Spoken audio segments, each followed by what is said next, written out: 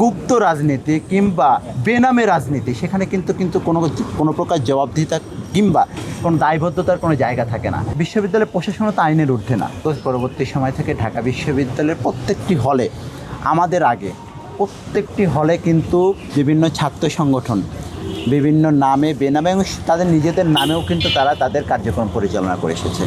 সেই কার্যক্রম পরিচালনা করার সময় কিন্তু এই ধরনের কোনো মব পরিস্থিতি তৈরি হয়নি।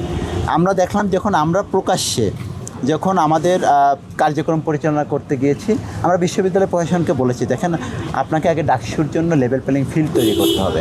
তো এই যে আমরা আমাদের কোনো নেতাকর্মী যদি কোনো অপরাধ করে থাকে তার জন্য কিন্তু আমাদের প্রকাশ্যে কমিটি আছে, সেটি দায়বদ্ধতা আমাদের রয়েছে, জবাবদিহিতাও রয়েছে।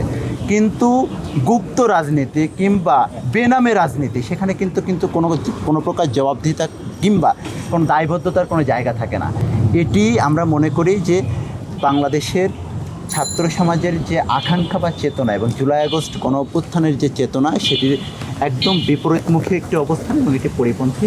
বিশ্ববিদ্যালয় প্রশাসন আমরা মনে করি যে তারা বিশ্ববিদ্যালয়ের যে নিয়মকানুন রয়েছে এই নিয়মকানুন তারা ব্যাখ্যা বিশ্লেষণ করবে, যে অধ্যাদেশ রয়েছে যেটির মাধ্যমে ঢাকা বিশ্ববিদ্যালয় পরিচালিত হয় সেই ব্যাপারে তারা সুস্পষ্ট ব্যাখ্যা প্রদান করবে, যেখানে শিক্ষার্থীরা কিভাবে তাদের রাজনৈতিক কার্যক্রম পরিচালনা করবে। তারা তো বিশ্ববিদ্যালয় প্রশাসনও তো আইনের ঊর্ধ্বে না, কেউই আইনের ঊর্ধ্বে না, আমিও আইনের ঊর্ধ্বে না। সুতরাং তারাও যেহেতু আইনের ঊর্ধ্বে না, তাদেরকে নিশ্চিত করতে হবে যে তাহলে এই আইনটা কিভাবে ঢাকা বিশ্ববিদ্যালয়ে বাস্তবায়িত হবে। এবং হলগুলো তো ঢাকা বিশ্ববিদ্যালয়ের কোনো বিচ্ছিন্ন জায়গা না। এই বিশ্ববিদ্যালয়ের প্রত্যেকটা শিক্ষার্থী, রাজনৈতিক শিক্ষার্থী, অরাজনৈতিক শিক্ষার্থী সবাই কিন্তু হলে অবস্থান করে।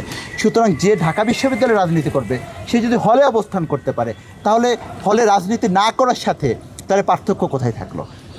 এটি ঢাকা বিশ্ববিদ্যালয়ের কিন্তু সকল সচেতন শিক্ষার্থী এই জুলাই আগস্ট গণ অভ্যুত্থানের মধ্য দিয়ে বাংলাদেশের প্রত্যেকটি শিক্ষার্থী কিন্তু প্রচণ্ড রকম সচেতন হয়েছে।